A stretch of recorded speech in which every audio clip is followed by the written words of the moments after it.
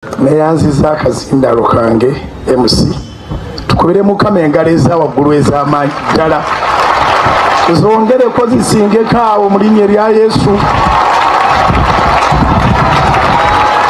Haleluya, haleluya, abalokole haleluya.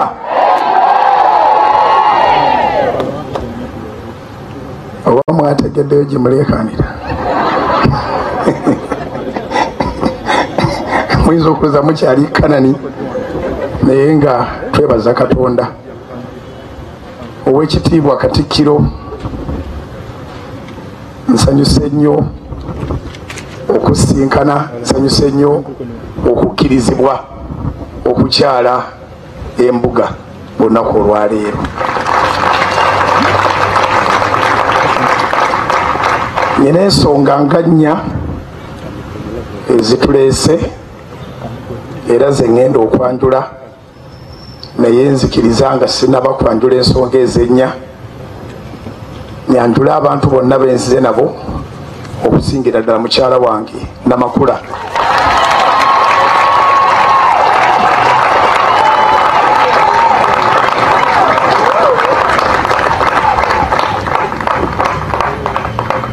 Namakula ono mukyala muganda bulungi, mukyala wange mwagala nnyo.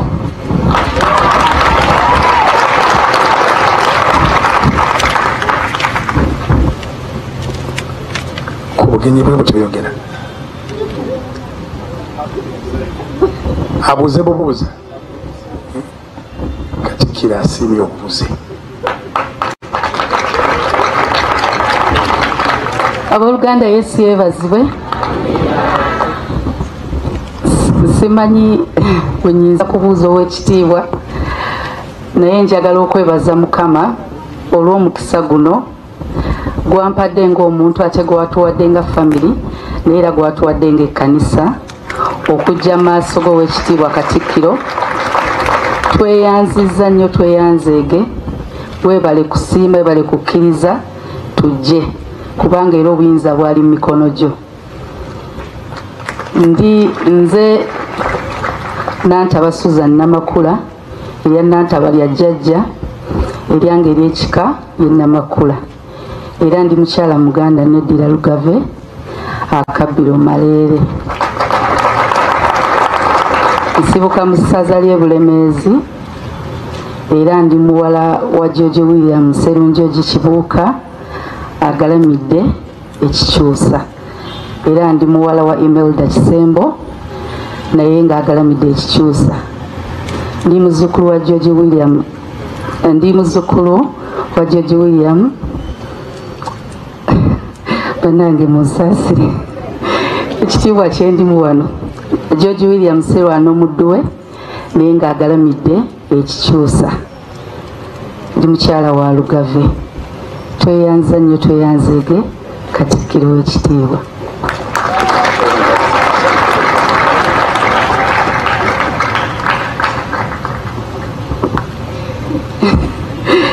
Bannange munsaasire olw'entiisa eri mu kifo kino, siyinza kwerabira essaala yaffe gye tusaba ng'Abaganda n'Obuganda bwonna ne Uganda yonna eya Ssaabasajja awangaale ne Maama Nnabagereka agerekera Obuganda.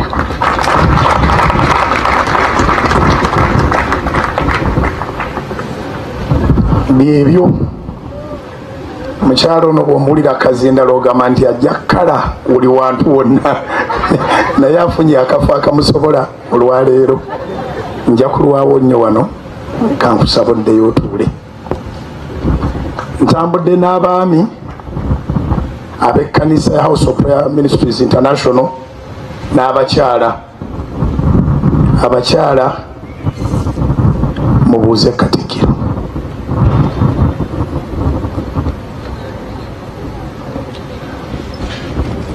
Ani gwe mba nkwasa akazindaalo?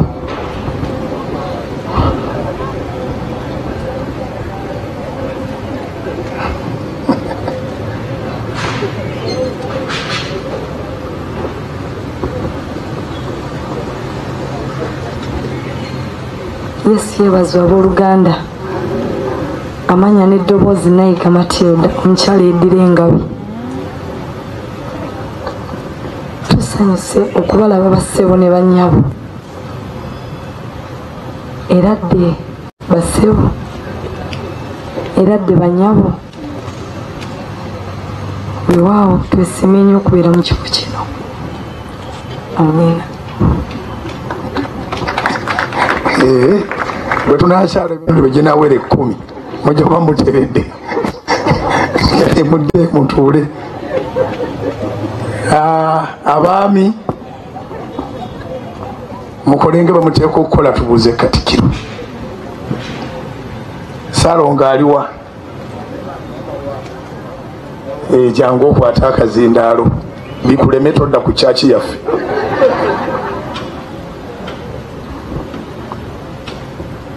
Tusanyuse nnyo okusanga Katikkiro.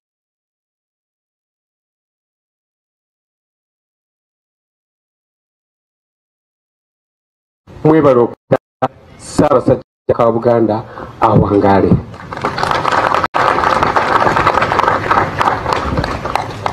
Olwo mumaze okubuuza.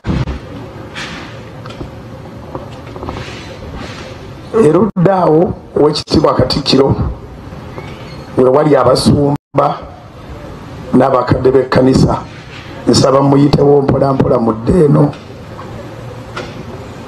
Abasumba n'abakadde b'ekkanisa mwemanyi.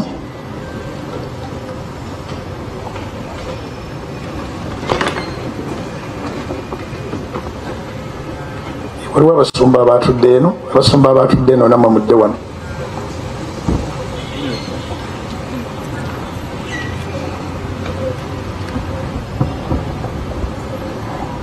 Abaami mudde ku ludda luno.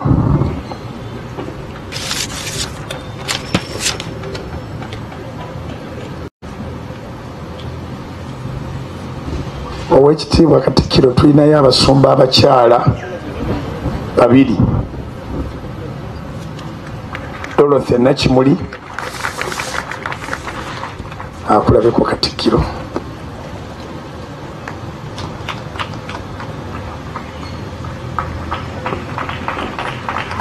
Ne Susan Naziwa.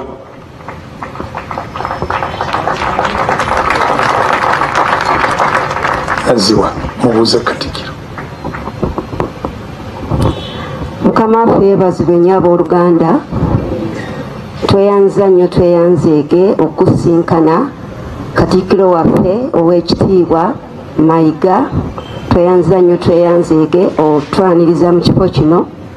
Twebaza Mukama atuwadde olunaku olulungi ne weeva ennungi efaana bweti etesangikasangika. Twebaza Mukama kubanga mulungi.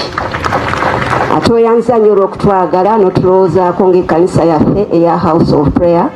Mukama akikubalire akongere yongere era akuwangaaze nnyo mu linnya lya Yesu Kristo Mukama waffe. Mukama waffe omulungi yeebazibwe. Oweekitiibwa Katikkiro tweyanziza nnyo okutwanirizaako taata. Tusiimidde ddala. Ssaabasajja Kabaka awangaale. Maama Nnaabagereka agerekera Obuganda. Abalangira n'Abambejja bawangaale nnyo. Era Mukama tumwebaza ne Ssaabasajja Kabaka twongera omuwonga mu ndagaano y'omusaayi gwa Yesu.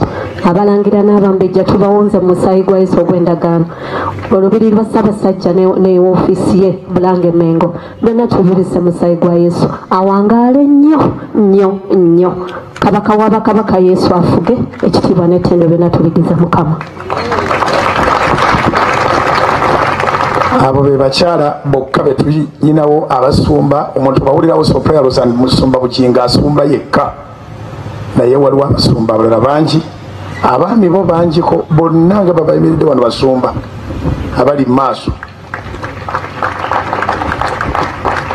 Abasigadde bakadde ba kkanisa. Ku lw'abakadde ba kkanisa n'abasumba kampe mukulu Kizza y'abaabuuza.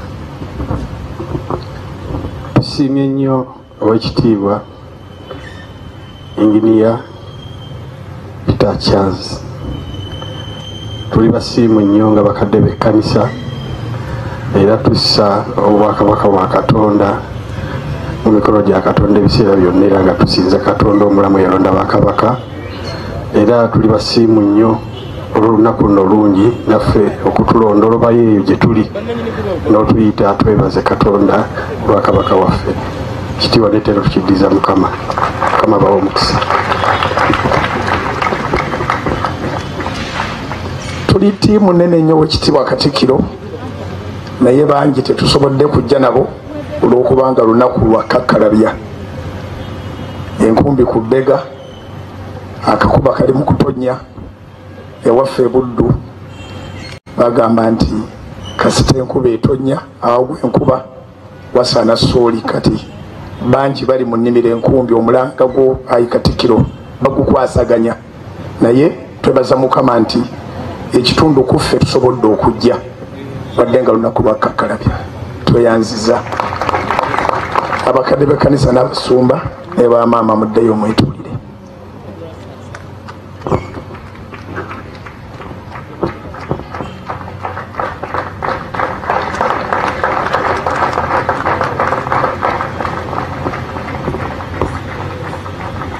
Nayanjudde nti ensonga nga nnya ezituleese nze ngenda okutematema. Ensonga esooka twagala nnyo obwakabaka ng'ekkanisa tubwagalira ddala era tusabira Ssaabasajja, tusabira obukulembeze bwa Buganda, tukusabira Katikkiro waffe. Tulinayo ebyafaayo ebitonotono ne muganda wange oyo ow'ekitiibwa Noah Kiyimba twasooka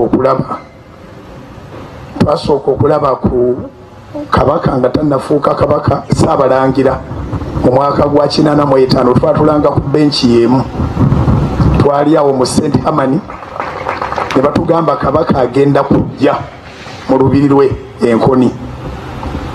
Nze naye tetusobola kukyerabira kye twalaba kabaka nga muvubuka muto mulungi mubalagavu bajjiramu benzi ya blaaka yasindikibwa busindikibwa okuva wansi n'Enkoni okubambukira ddala paka ku lubiri. Era nebaza Katonda nti wadde nze nakwata kkubo ddala muganda wange ow'ekitiibwa Noah Kiyimba n'akwata kkubo ddala naye ffenna ne tusigala nga obwakabaka butuli ku mutima. Ntera ogamba b'empangala nabo tebasobola kwagala kabaka kutwenkana kubanga ffe twamulaba nga tebannaba kuwamba tebannawamba Kampala mu kaseera we baamuleetera Enkoni Katonga yali tannaba kusalibwa. So okuva ku olwo omukwano gwe tulina ne kabaka musufu. Ensonga yonna bw'ojagaza omwana nga muto ne bwakula tasobola kugivaako ne Bayibuli bw'esomesa. Bayibuli esomesa mu Ngero essula 22 olunyiri olw'omukaaga Proverbs chapter 22 verse 6 nti train up a child, manyiza omwana mu kkubo mwateekwa okutambulira ne bwali baakuze tagenda kulivaamu. Kati ffe twayagala kabaka baamutulaganga muto Ssaabalangira aba Mukama bw'atuyama n'atuwangaaza n'atuula mu Namulondo ye ng'era weetuli nga ne ku mulundi ogwo ffe tuga nti oyo gwe batuwuzizza ffe twamulaba. So omukwano gwe gutuleese wano. Ensonga ey'okubiri ng'oggyeko omukwano oguli personal ng'ekkanisa twagadde okwenyiga ng'ekkanisa ekkiriza nti obwakabaka buba bwa Katonda. Katonda yagaba obwakabaka era obwakabaka tebuba bwakulonda, Katonda aba yabutondera ddala si bwakuvuganya. Era Katonda waffe abeera kabaka w'abakabaka. Omugirawo bakabaka nga babaali bakikoze nga baggyewo bakabaka then naye oba omugobye kubanga ye kabaka w'abakabaka. Bakabaka bateekwa okubaawo alyoka abeere kabaka w'abakabaka. So tusobola okunyweza ekyo endagaano eya Katonda okuba nti yasimba bakabaka era yabawa okulamula yabawuliza ku buyinza bwe. Era tuze okugamba nti ekkanisa bwebanga ddala ya Katonda si mulabe wa Bwakabaka. Kyaki eteekwa kukolagana n'Obwakabaka, era Bakabaka babuuzanga bakabona ku balabe baabwe, babuuzanga bakabona ku biseera ebigenda okubaawo. Falaawo kyeyava amanya bw'anaatetenkanya Misiri ng'ayise mu Yusufu eyali omusajja wa Katonda, n'amugamba nti Lubereberye essula ya 41, Lubereberye essula ya 41, kabaka yalota ebirooto, kubanga Katonda bw'aba anaakola ekintu akyogera ne kabaka, naye kabaka naye aba ayagala kabona anaakivunula. Kati ekirooto kya Falaawo mu bufunze kyali kya biseera ebyenjala, ate nga ebiseera ebyekyengera. Kyengera kijja kuba kingi, ate wasembeyo enjala ey'amaanyi ennyo. So solution yava mu Bwakabaka bwa Katonda Egypt okusobola okusekiwalinga future. So Bwakabaka bwonna tebusobola kwawukana na kanisa. Ekkanisa n'Obwakabaka biteeka kutambulira wamu. So tuze okulaga solidarity eyo nti newankubadde ng'ekyaki zibeera wala, naye ekyaki zikkiriziganya n'Obwakabaka, tewaliwo bulabe bwonna. Ensonga ey'okusatu, tuzze ku lw'emisinde egy'amazaalibwa ga Ssaabasajja ag'omulundi, emisinde gya mulundi gwa 12 naye amazaalibwa gwa mulundi gwa 7. Katonda atukoze bulungi okutuweera kabaka waffe emyaka 7. Era awali 7 mu Bayibuli waliwo n'ekinaana n'okweyongerayo. Zabbuli ya 9 olunyiri olw'10. Zabbuli ey'ekyenda olunyiri olw'10 Bayibuli ega nti emyaka gyaffe giri 7. Neyongerezaako naye ow'amaanyi aweze 8. Kati otegamba nti n'afiira ku 8. Asobola okugenda paka ku 10 n'ekikumi-mu-abiri. Tuzze okwebaza Katonda olw'okuba nti emyaka egiri mu Bayibuli Ssaabasajja Kabaka agiwezezza 7. To begin with, egamba emyaka gyammwe giri 7. Psalms 90 verse 10. So tusaba Katonda amutwongerere 8, 9, 10, 10, 10 ejja Musa, ate ng'akyalina amaanyi, kubanga Bayibuli egamba nti Musa yagenda okuva mu nsi ng'amaanyi ge ku myaka 12 ag'obuzaaliranwa akyagalina.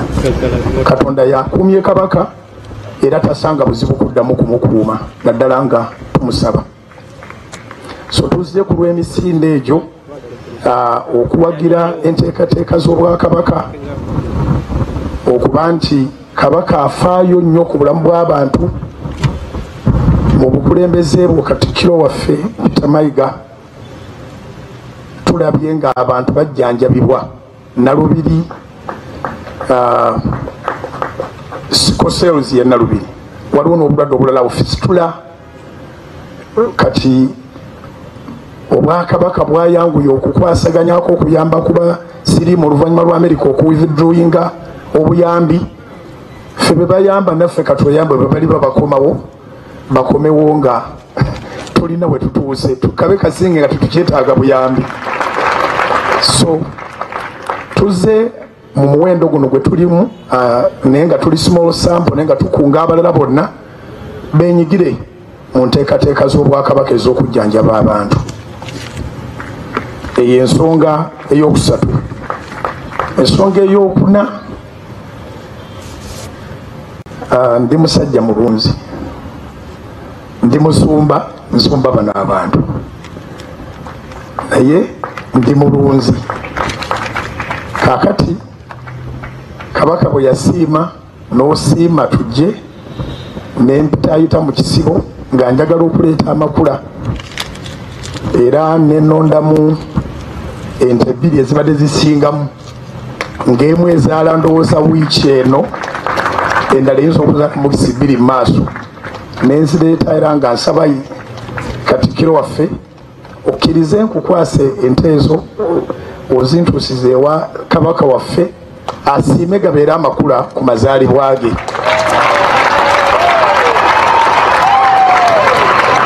Simanyi bazitaddewa ziri wano kumpi. Wosiimira taata bwe tugenderawo. Amiina neyaza banemukube mu ngalo. Asiimye nti bwe tumala wano nga tugendawo ente za kabaka waffe nga zimukwasa asiime gafuuka amakula. Era asaba Katonda atuwa omukisa tubeere nga ffe tusoose okuleeta ekirabo kya birthday.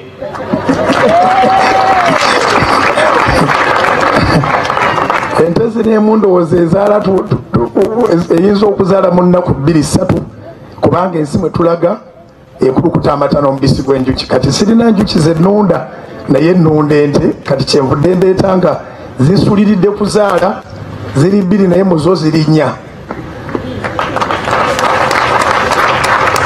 Nga nsaba Ssaabasajja Kabaka waffe Ronald Mwenda Mutebi II asiime anywe ku mataago mpola mpola. Ensonga esembayo nange nzize nga nze nga Bujingo njagala Kabaka waffe, njagala Obuganda.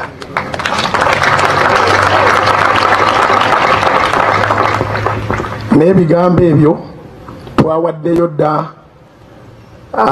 akasente kaffe ke twekozeemu mpolampola nga tusaba tufune bukiiti bwaffe kwolwo tusobole naffe okudduka nga tudduka ku lw'obulamu bw'aba naffe abanyigirizibwa akawuka akaleeta mukenenya ate nga tudduka n'ekulwa fitness yaffe. Kabaka yateesa bulungi era ateesa bulungi. So ebigambo ebyo sigenda bisusaako okujjako okusaba essaala Katonda yayamba Kabaka waffe yonna gye yayita ayongere omuyamba ayongere omukuuma amukuumire ddala buli lwe yeebaka. Katonda aweereze eggye ly'abamalayika likole ku ekyo abasawo kye batasobola kukolako. Abasawo bo bagambe nti bawonyezza naye nga Katonda yakikolako buli lunaku amuze bujja okuvanga ku bwezinge bw'oluviiri paka mu ntobo z'ebigere. Onyala Kristo Yesu Mukama ffe tusabye. Amiina. Katikkiro mpozi kano kange webale kubeera musajja omugumu ennyo alina eddiba eggumu. Webale kubeera musajja emyaka 12 gy'omaze mu Bwakatikkiro Katonda akwongereko naye jjo ky'okoze kimala omaze okuzzaamu abavubuka amaanyi nti omuntu asobola okuguma byonna ne bijja ne bimala ne bigwa byokka. Akwongera amaanyi Mukama. Bye byange Mukama abawo omukisa.